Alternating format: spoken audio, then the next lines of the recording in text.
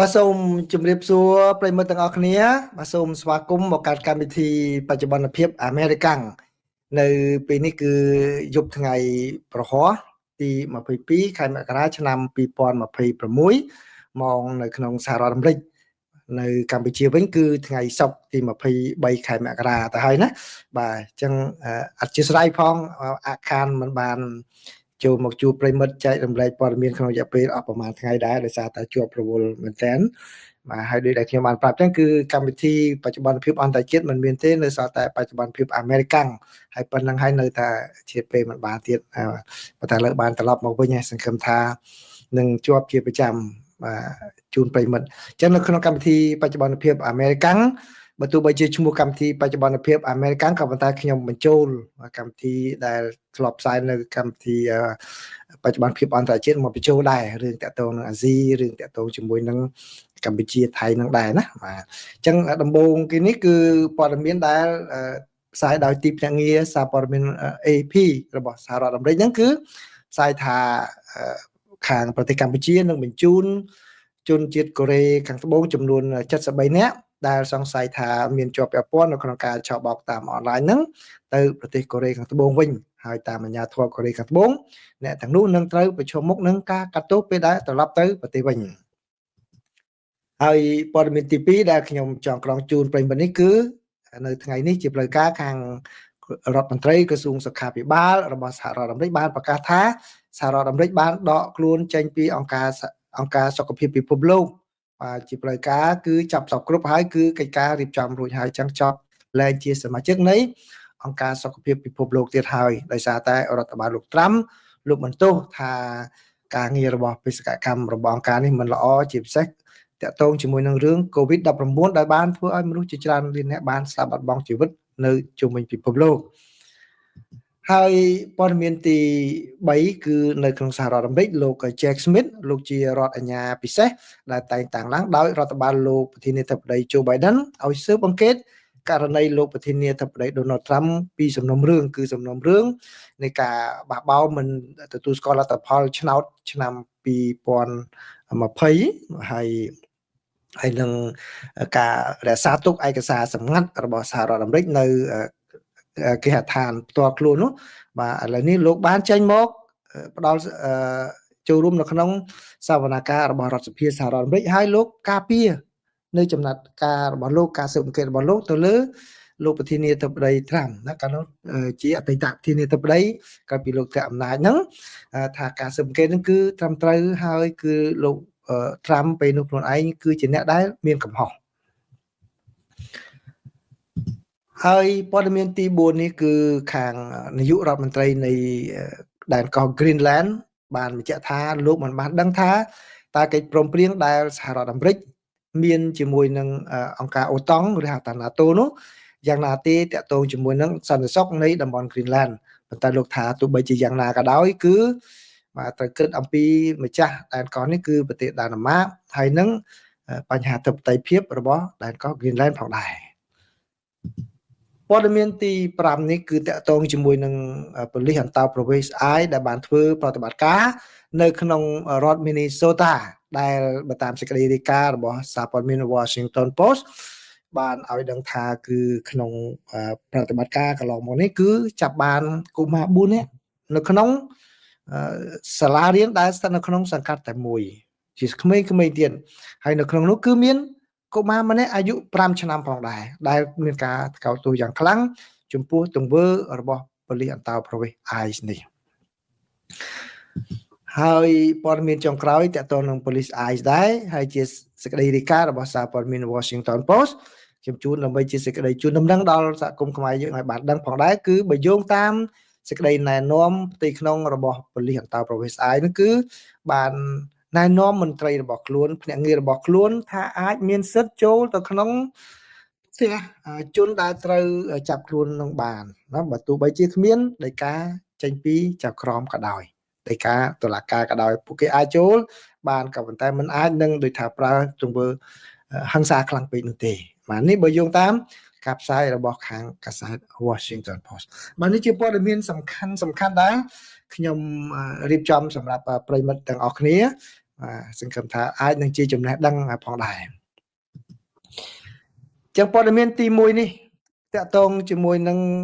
ដំណើរការរបស់ខាងប៉ូលីសអាជ្ញាធរប៉ូលីសកម្ពុជាហើយនឹងខាងកូរ៉េបើយោងតាមសេចក្តីរាយការណ៍របស់សារព័ត៌មាន AP ដែលរាយការណ៍ពីខាងកូរ៉េមកវិញទេគាត់ថាគឺជនជាតិកូរ៉េដែលជាប្រមាណជា70នាក់ជាងហ្នឹងដែលត្រូវបានចាប់ខ្លួននៅក្នុងប្រទេសកម្ពុជាពាក់ព័ន្ធជាមួយនឹងការឆោបបោកតាមអនឡាញមកចាក់មណ្ឌលឆោបបោកអនឡាញនោះគឺនឹងត្រូវបញ្ជូនទៅប្រទេសកូរ៉េខាងត្បូងវិញហើយនៅសប្តាហ៍នេះប្រហែលនៅក្នុងថ្ងៃសុក្រនេះថ្ងៃសុក្រនេះដើម្បីឲ្យទៅប្រឈមមុខនឹងការស៊ើបអង្កេតនៅទីនោះនេះបើយោងតាមមន្ត្រីរបស់កូរ៉េខាងត្បូងបានបញ្ជាក់កាលពីថ្ងៃពហុម្សិលមិញដែលគឺពួកគេនេះគឺមានចូលរួមនៅក្នុងសកម្មភាពឆោបបោកតាមអនឡាញឆោបបោកពលរដ្ឋកូរ៉េរបស់ខ្លួនឯងដែលនៅក្នុងប្រទេសកូរ៉េមកមានរូបភាពផ្សេងតាមអនឡាញមានរូបភាពជាស្នេហាคล้ายហ្នឹងបោកប្រាស់គេអស់ច្រើនណាស់គឺរហូតដល់ប្រមាណជាអស់$33 លាន$33 លានហើយនៅក្នុងចំណោមអ្នកដែលចាប់បានហ្នឹងគឺមានក្នុងនោះមានបរិសុទ្ធ65នាក់ហើយនឹងមានស្ត្រីចំនួន8នាក់ផងដែរគឺជាអ្នកដែលស្ថិតនៅក្នុងចំណោមដែលអាជ្ញាធរកម្ពុជាធ្វើបប្រតិបត្តិការបង្ក្រាបក្នុងពេលកន្លងមកដែលបានចាប់បានប្រហែលជា260នាក់ហើយបញ្ជូនទៅវិញអញ្ចឹងគឺក្នុងសេចក្តីរាយការណ៍របស់ AP បានឲ្យដឹងថាគឺក្នុងការចោទប្រកាន់ហ្នឹងគឺមានការធ្វើជាសេចក្តីស្នេហាអនឡាញคล้ายហើយមានការធ្វើវិនិយោគទុនคล้ายឲ្យប្រជាពលរដ្ឋដាក់វិនិយោគទុនឲ្យទៅហើយពេលដែលគេដកលុយដកវិញមិនបានទេមានការគំរាមកំហែងអីហ្នឹងហើយនេះរហូតដល់ជនរងគ្រោះខ្លះអស់លុយជាច្រើនហើយបើយោងតាមសេចក្តីរាយការណ៍នេះគឺការសហការហ្នឹងគឺចាប់ផ្ដើមតាំងពីបែករឿងមាននិស្សិតម្នាក់របស់កូរ៉េខាងត្បូងដែលត្រូវបានគេសម្លាប់ពេលហ្នឹងគឺមានការខឹងសម្បារយ៉ាងខ្លាំងនៅក្នុងចំណោមមហាជននៅក្នុងប្រទេសកូរ៉េខាងត្បូងដែលធ្វើឲ្យអាជ្ញាធរបានធ្វើការសហការគ្នាយ៉ាងជិតស្និទ្ធជាមួយនឹងអាជ្ញាធររបស់កម្ពុជាហើយបើយោងតាមសេចក្តីរាយការណ៍របស់ទីភ្នាក់ងារសារព័ត៌មាន AP នេះគឺថាមានកិច្ចប្រជុំតាមអនឡាញជាមួយនឹងមន្ត្រីកម្ពុជាហ្នឹងគឺជាង10ដងហើយណោះដើម្បីពិភាក្សាចាត់វិធានការយ៉ាងម៉េចនៅក្នុងការបង្ក្រាបល្បែងអនឡាញការឆោបបោកអនឡាញដើម្បីចាប់យកជនជាតិកូរ៉េនឹងយកទៅវិញនេះបើយោងតាមសេចក្តីថ្លែងការណ៍របស់ក្រសួងយុទ្ធភ័ពរបស់ប្រទេសកូរ៉េខាងត្បូងនេះគឺសូមជូនខ្លីប៉ុណ្ណឹងមករឿងតាក់ទងជាមួយនឹងកូរ៉េហ្នឹងហើយព័ត៌មានទី2តាក់ទងជាមួយនឹងអង្គការសុខភាពពិភពលោករូបភាពនេះគឺលោករដ្ឋមន្ត្រីក្រសួងសុខាភិបាលរបស់សហរដ្ឋអាមេរិកលោករដ្ឋមន្ត្រីបានប្រកាសនៅថ្ងៃប្រហ័សនេះប្រហ័សនេះឥឡូវនៅសហរដ្ឋអាមេរិកនៅប្រហ័សនៅឡើយទេណាបាទលោករដ្ឋមន្ត្រីលោកបានបញ្ជាក់ថាសហរដ្ឋអាមេរិកនៅពេលឥឡូវនេះគឺបានបញ្ចប់នៅការដកខ្លួនចេញជាផ្លូវការពីអង្គការសុខភាពពិភពលោកដែលហៅថា WHO នោះហើយនេះបើយោងតាមការប្រកាសរបស់ក្រសួងតែម្ដងគឺវាជាដំណើរការមួយដែលបានចាប់ផ្ដើមតាំងពីលោកប្រធានាធិបតី Donald Trump បានចូលកាន់តំណែងនៅអាណត្តិទី2នៅខែមករាម្លេះគឺនៅថ្ងៃដំបូងតែម្ដងបាទដែលលោកបានចូលកាន់តំណែងគឺលោកបានចេញជាបទបញ្ជាប្រតិបត្តិនឹងឲ្យសហរដ្ឋអាមេរិករៀបចំដំណើរការដើម្បីដកខ្លួនចេញពីសមាជិកភាពនៃអង្គការ WHO ហើយហេតុផលដែលលោកប្រធានាធិបតីបានលើកឡើងនោះដោយសារតែលោកបន្ទោសថាអង្គការនេះមិនបានដោះស្រាយឲ្យបានល្អពាក់ព័ន្ធជាមួយនឹងជំងឺរាតត្បាត COVID-19 ហើយនឹងក៏មានបញ្ហាច្រើនផ្សេងទៀតផងដែរទៅលើអង្គការនេះក្នុងការដែលថាចាយវាច្រើនជាងចំណូលដែលរកបានពីប្រទេសជាសមាជិកជាដើមហើយក្នុងពេលដែលលោកចេញបទបញ្ជានឹងហើយគឺអង្គការសំទុះក្រសួងសុខាភិបាលរបស់សហរដ្ឋអាមេរិកហ្នឹងគឺបានចាប់ផ្ដើមនីតិវិធីរៀបចំឯកសារដាក់ទៅដើម្បីឲ្យបានចេញពីអង្គការនេះជាផ្លូវការកាលពីអាណត្តិរបស់លោក Trump ទី1ក៏បានប្រកាសអញ្ចឹងដែរក៏ប៉ុន្តែពេលដែលលោក Biden ចូលមកលោកក៏បញ្ចូលទៅវិញទៅឥឡូវលោកតាមចូលមកវិញដកមកវិញទៅបាទដាក់បញ្ចូលដកចេញនឹងទៅតាមរដ្ឋបាលនីមួយៗអញ្ចឹងដូច្នេះបើតាមគិតមើលវងចត់នេះណាបើជារដ្ឋបាលក្រោយពីលោក Trump បើសិនជាដូរគណៈបក អាចនឹងដាក់ទៅវិញទៀតហើយមកទៅវិញទៅមកបាទនេះបើយោងតាមសេចក្តីប្រកាសណារបស់ខាងក្រសួងសុខាភិបាលហើយនិងក្រសួងការបរទេសបានប្រកាសតែម្ដងគឺប្រិមិត្តនៅប្រទេសសេរីប្រទេសដែលជឿនលឿនមួយចំនួនមិនសូវស្គាល់អង្គការសុខភាពពិភពលោកទេក៏ប៉ុន្តែនៅកម្ពុជាយើងស្គាល់ហើយអង្គការសុខភាពពិភពលោកមានតួនាទីសំខាន់ណាស់នៅក្នុងការជួយខាងវិស័យសុខាភិបាលបាទដែលតាក់ទងជាមួយនឹង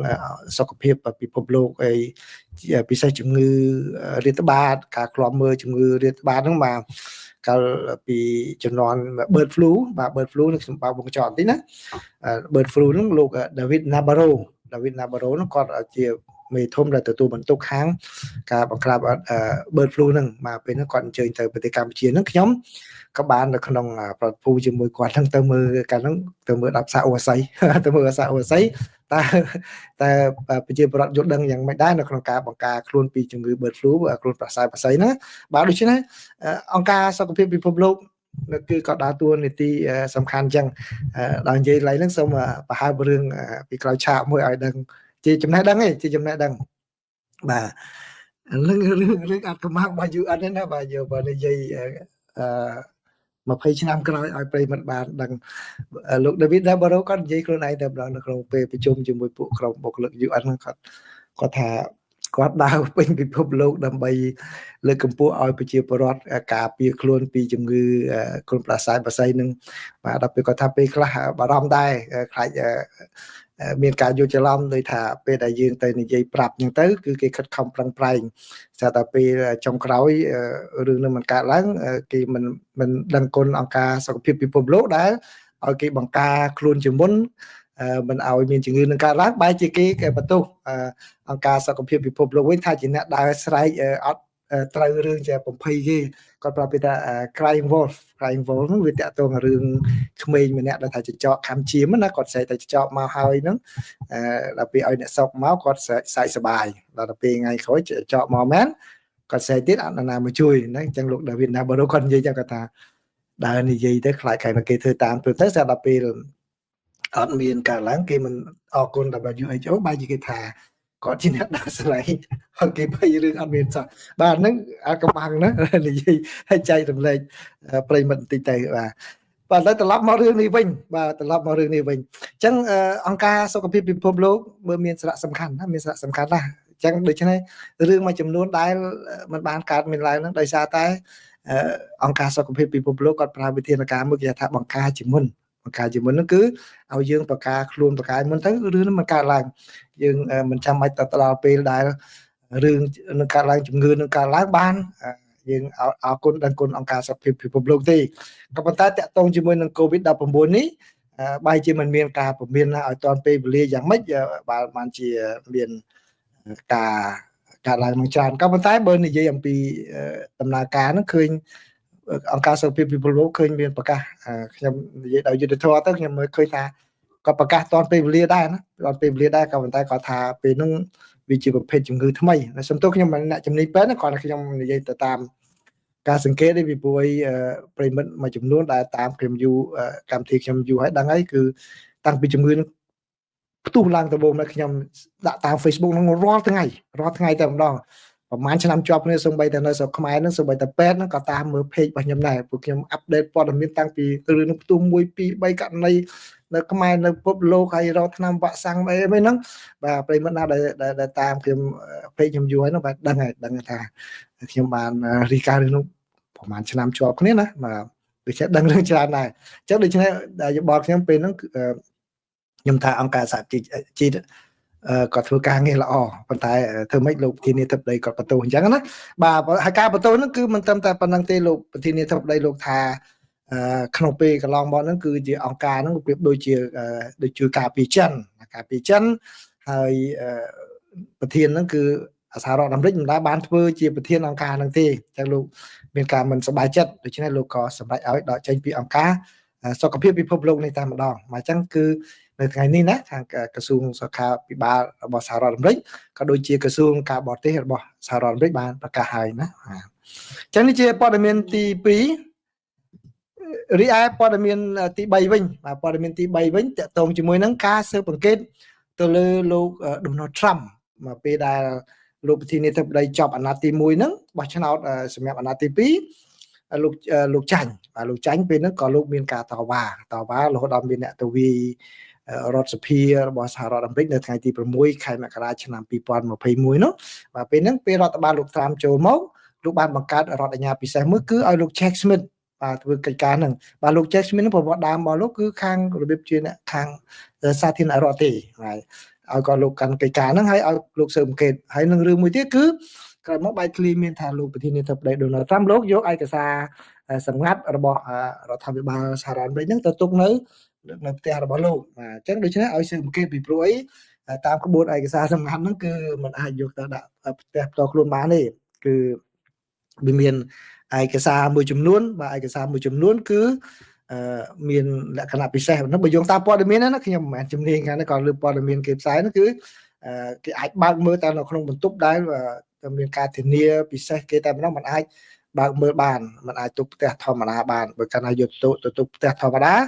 ខុសច្បាប់ណាខុសច្បាប់អញ្ចឹងតិចណា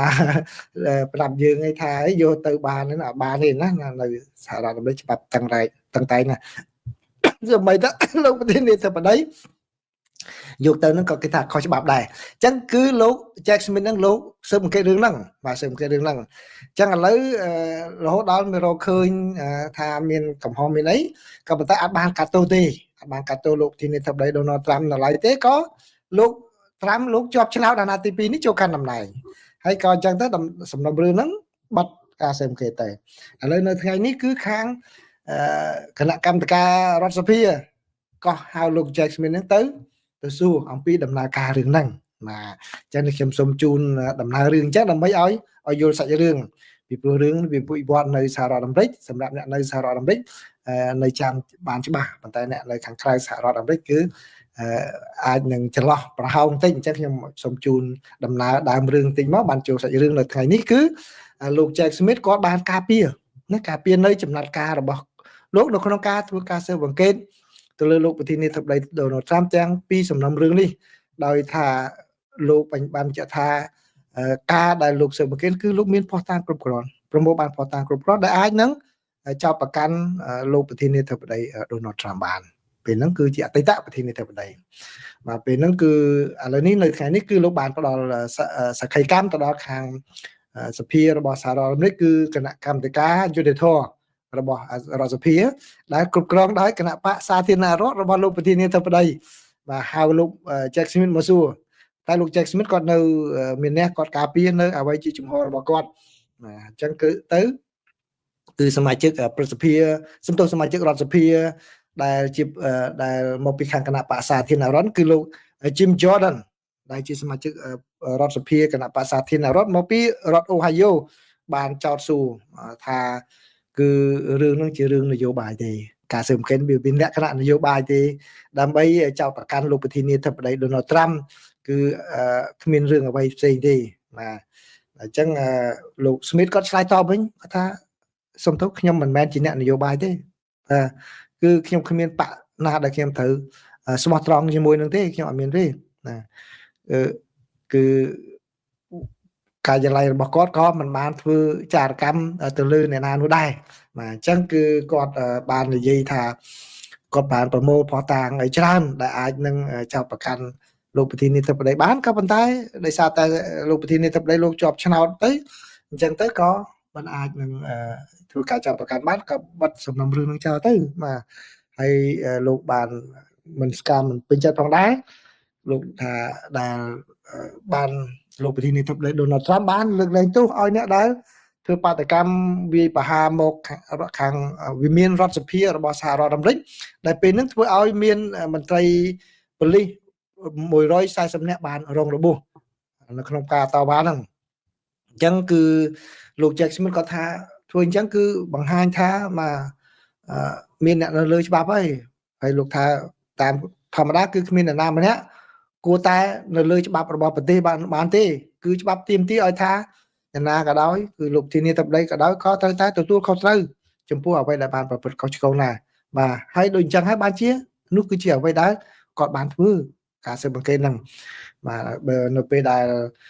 គេសួរថាតើលោកមានអ្វីស្ដាយក្រោយទេគាត់ថាមិនស្ដាយក្រោយទេប៉ុន្តែមានតែ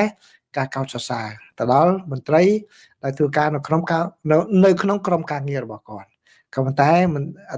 មន្ត្រីដែលធ្វើការងារនៅក្នុងក្រុមរបស់គាត់ហ្នឹងគឺភាគច្រើនបើយោងតាមសេចក្តីរាយការណ៍របស់សារព័ត៌មាន Washington Post គឺត្រូវបានក្រសួងយុទ្ធភ័ពក្រមការដឹកនាំរបស់រដ្ឋមន្ត្រីថ្មីនោះបានបណ្ដឹងចោលស្ទើរតែទាំងអស់ហើយបានបញ្ចប់តំណែងតែម្ដងបាទនេះគឺជាការវិវត្តណាអញ្ចឹងលោក Jack Smith លោកក៏រំពឹងថាអាចនឹងមានការតាមសងសឹកពីលោកត្រាំផងដែរហើយលោកត្រាំក៏និយាយដែរពេលដែលកំពុងសវនាការហ្នឹងលោកត្រាំគាត់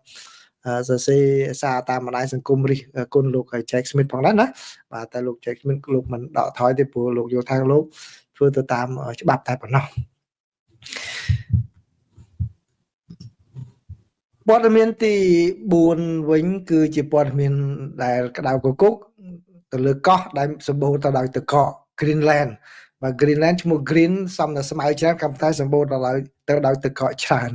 បាទបើតាមសេចក្តីរាយការណ៍របស់សារព័ត៌មាន CNBC គឺនាយករដ្ឋមន្ត្រីនៃដែនកោះ Greenland គឺលោក Jens Frederik Nielsen បានថ្លែងនៅក្នុងនិស្សិតសារព័ត៌មាននៅថ្ងៃនេះថា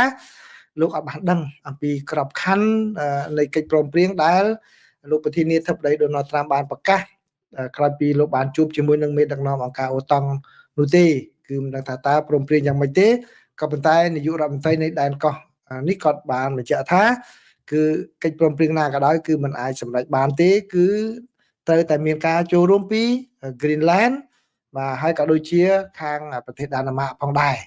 បាទដើម្បីអាចសម្រេចបានតើតើមានការព្រមព្រៀងពីទាំងពីរនឹងដែរ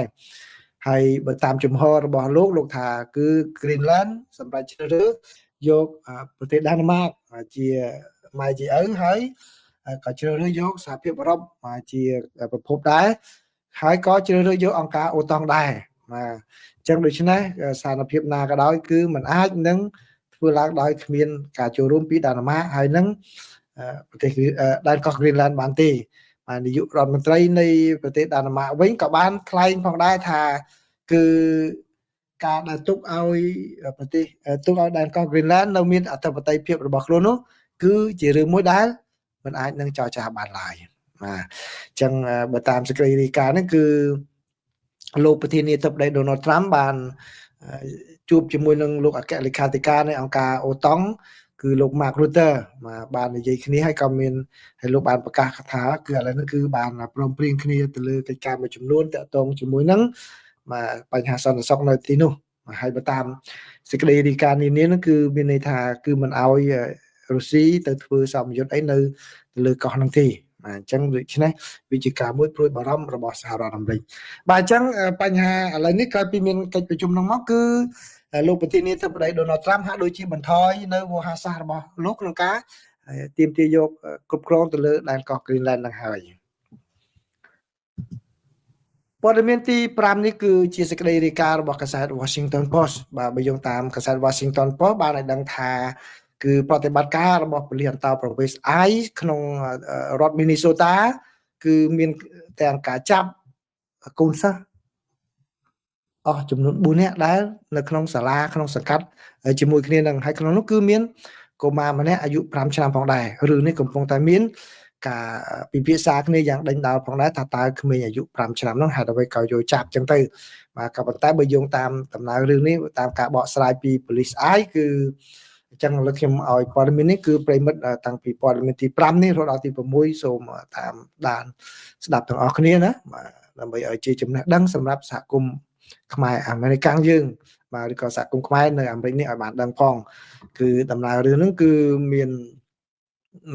ឪពុកនឹងនាំកូននឹងពីសាលារៀនមកពេលដែលមកដល់កន្លែងមុខផ្ទះហ្នឹងគឺប៉ូលីសអន្តោប្រវេសន៍ ICE ហ្នឹងទៅដល់តែម្ដងបាទឪពុកហ្នឹងក៏រត់ទៅនៅក្មេងនៅខាងក្រៅហ្នឹងក៏គេចាប់ក្មេងហ្នឹងឲ្យគោះទ្វារហើយទៅហើយតម្លៃចុងក្រោយហ្នឹងគឺយកបានឪពុកហ្នឹងមកបាទឪពុកហ្នឹងឲ្យកូនហ្នឹងមកពីរអ្នកហ្នឹងគឺអត់មានមិនមែនជាសញ្ជាតិអាមេរិកទេហើយក៏មិនជា green card ដែរទើបតែចូលមកសហរដ្ឋអាមេរិកហើយដាក់ពាក្យសុំនៅសហរដ្ឋអាមេរិកតែប៉ុណ្ណោះប៉ុន្តែបាទមិនបើតាមសេចក្តីរាយការណ៍ហ្នឹងគឺអត់មានការធ្វើខុសច្បាប់ទេបាទមានខុសច្បាប់ទេគឺគាត់មកកន្លែងហ្នឹងតែម្ដងហើយសុំនៅហើយ ឥឡូវហ្នឹងគឺបើតាមច្បាប់គឺក្មេងអាយុ5ឆ្នាំហ្នឹងគឺអាចនឹងទៅប្រគល់ឲ្យចាស់ទុំណាមួយក៏ប៉ុន្តែមកដល់ពេលនេះគឺអត់ទាន់មានចាស់ទុំណាមួយដែលខាងប៉ូលីសអន្តរប្រវេសន៍ស្អាយហ្នឹងប្រគល់ឲ្យទៅចឹងទៅនៅឃុំខ្លួននៅឡើយទាំងឪពុកទាំងកូនហ្នឹងហើយក៏មានសិស្សសាលាផ្សេងទៀតបាទនៅក្នុងសង្កាត់ហ្នឹងក៏បាទត្រូវប៉ូលីសហៅនឹងផងដែរដោយសារតែតកតងជាមួយនឹងការសំឋានៈស្នាក់នៅសហរដ្ឋអាមេរិកនេះហើយ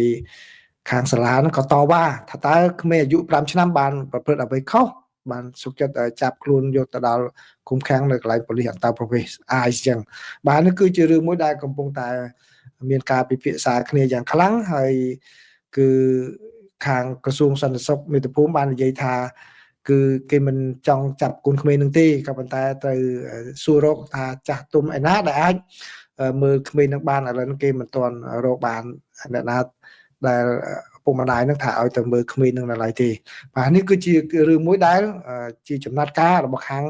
ប៉ូលីសអន្តរប្រវេសន៍អាយដែលបានធ្វើនៅក្នុងទីក្រុងមីនីសូតាណាសំទោសរដ្ឋមីនីសូតាហើយព័ត៌មានទី6នេះគឺវាស្តៀងគ្នានឹងដែរអញ្ចឹងខ្ញុំមកបញ្ចូលជាមួយគ្នានឹងតែម្ដងដើម្បីជាព័ត៌មានទៅដល់សហគមន៍ខ្មែរអាមេរិកឲ្យបានដឹងគឺបើយោងតាមសេចក្តីណែនាំផ្ទៃក្នុងរបស់ប៉ូលីសអន្តរប្រវេសន៍ស្អាយហ្នឹងគឺគាត់បានណែនាំឲ្យមន្ត្រីហ្នឹងអាចចូលនៅក្នុងផ្ទះគេបានណាអាចចូលក្នុងផ្ទះគេបានក្នុងពេលកន្លងមកប្រិមិត្តធ្លាប់តែឮថាផ្ទះរបស់ខ្លួនហ្នឹងគឺនៅអាមេរិកនេះมันអាចចូលបានទេតើតែមានដីកាពីតុលាការណាគឺនៅខាងប្រទេសកម្ពុជាក៏យ៉ាងដែរណាតើតែមានដីកាពីតុលាការបានអាចមានប្រញ្ញាអមអញ្ចឹងបានអាចទៅបានបើមិនមែនជាបទល្មើសជាក់ស្ដែងកំពុងតែកើតឡើងទេណាហ្នឹងគឺចឹងឥឡូវនេះបើតាមសេចក្តីរាយការណ៍របស់ Washington Post នេះគឺខាងសេចក្តីណែនាំរបស់ប៉ូលីសអន្តរប្រវេសន៍អាយនេះគឺអាចអនុញ្ញាតឲ្យមន្ត្រីរបស់ខ្លួនចូលបានដើម្បីទៅចាប់គោលដៅដែលត្រូវចាប់ចេញហ្នឹងមកហើយសេចក្តីរាយការណ៍ហ្នឹងគឺទៅបានសារព័ត៌មាននានាបានរាយការណ៍ហើយខាង Washington Post ហ្នឹងក៏តាក់ទងទៅខាងក្រសួងហ្នឹងដើម្បីសួរតើខាងប៉ូលីសអន្តរប្រវេសន៍អាយហ្នឹងគឺមានការអនុវត្តអញ្ចឹងសេចក្តីណែនាំអញ្ចឹងបានទេបាទគឺខាងក្រសួងវិញក៏បានឆ្លើយតបមកវិញបាទនៅក្នុងសារតាមអ៊ីមែលហ្នឹងគឺអ្នកស្រីដែលជាឧបការីបាទរដ្ឋមន្ត្រីក្រសួងសន្តិសុខមាតុភូមិគឺអ្នកស្រី Tisha McLaughlin ហ្នឹងគឺមិនប្រកែកថាអត់មានសេចក្តីណែនាំអញ្ចឹងទេគឺមិនប្រកែកទេគឺគ្រាន់តែបញ្ជាក់បន្ថែមថាបាទអ្នកណាដែលទៅបានគេចាប់បានហ្នឹងគឺត្រូវតែចុះនៅក្នុងបញ្ជីគេថាបញ្ជីទម្រង់លេខ I 205បាទគឺដើម្បីបញ្ជាក់ថាខ្លួនឯងហ្នឹងគឺតវ៉ាតាមផ្លូវតុលាការហ្នឹងវាអស់ហើយអស់សិទ្ធនៅសហរដ្ឋអាមេរិកហើយគឺត្រូវតែបញ្ជូនចេញបាទអញ្ចឹងពីព្រោះនៅសហរដ្ឋអាមេរិកបើសិនជា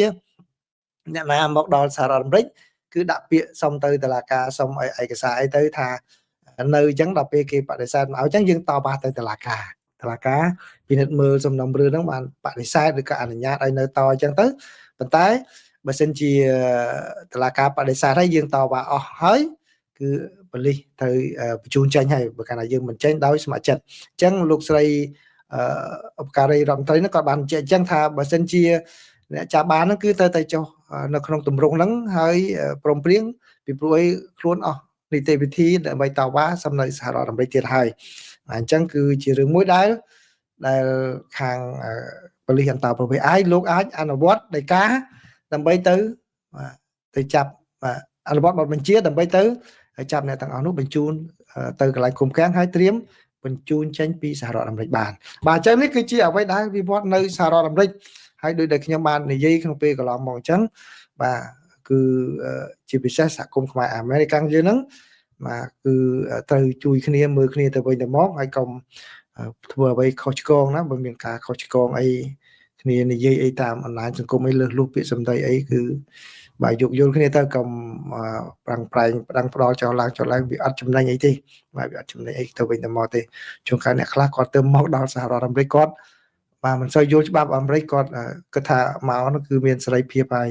បាទគឺគាត់អាចនិយាយអីក៏បានដែរគាត់ភ្លេចថាសេរីភាពប៉ុន្តែក្រោមច្បាប់បាទ freedom under the law ច្បាប់គេកំណត់ឲ្យអញ្ចឹងដូច្នេះបើគាត់មិនយល់ពី ចំណុចហ្នឹងហើយយើងឃើញគាត់និយាយអីខុសឆ្គងអីអនុគ្រោះឲ្យគ្នាតែកុំបកកែប្រកាន់រហូតដល់មានការប្តឹងផ្តល់ទៅផ្លូវច្បាប់ផ្លូវអីហ្នឹងក៏វាមិនល្អដែរណាអញ្ចឹងហើយទន្ទឹមនឹងហ្នឹងអ្នកដែលមិនទាន់ខុសហ្នឹងក៏គួរតែប្រយ័ត្នប្រយែងពាក្យសម្ដីការនិយាយស្ដីអីហ្នឹងគឺកុំមានការលើសលួសពេកបើគាត់ណានិយាយនៅក្នុងទម្រង់នៃការបញ្ចេញមតិហ្នឹងគឺបានធម្មតាហ្នឹងបាទឲ្យវាមានភាពថ្លៃថ្នូរនៅក្នុងខ្លួនទៅវាបានបាទអញ្ចឹងអរគុណប្រិមិត្តច្រើនដែលបានចូលមកស្ដាប់ការចែករំលែកព័ត៌មាននេះឥឡូវហ្នឹងគឺព័ត៌មានកម្មវិធីបច្ចុប្បន្នភាពអន្តរជាតិអត់មានទេមានតែបច្ចុប្បន្នភាពអាមេរិកនៅល្ងាចអញ្ចឹងទៅហើយខ្ញុំក៏ចែករំលែកព័ត៌មានតទៅនឹងអាស៊ីដែរបាទពីព្រោះការងារមានការងារផ្សេងទៀតដែលខ្ញុំត្រូវធ្វើរវល់ផងណាបាទអញ្ចឹងសម្រាប់អ្នកដែលចូលរួមមកស្ដាប់ព័ត៌មានគឺសូមអរគុណសូមជម្រាបលា